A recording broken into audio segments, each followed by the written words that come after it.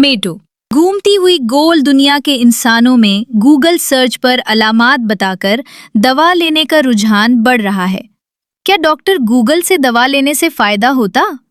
मेटी, अलामात पढ़कर मर्ज का फैसला करना ऐसा ही है जैसे साया देखकर इंसान की उम्र का अंदाजा लगाना।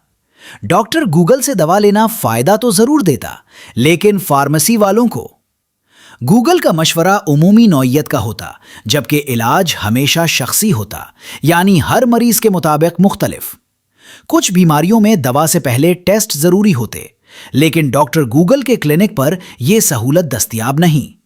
गूगल मरीज की मेडिकल हिस्ट्री को नहीं जानता, जबकि दवा हमेशा हिस्ट्री और कंडीशन के मुताबिक दी जाती। अच्छा, ऐसे होता? जी हां, ऐसे ही होता। आप गूगल सर्च पर मर्ज की खुद तशखीस करके दवा लेने के हक में हैं या नहीं?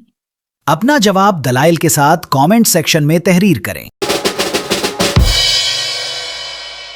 मी टू एंड मेटी की करारी बातें सुनने के लिए हमारे चैनल को लाइक, सब्सक्राइब और शेयर करें।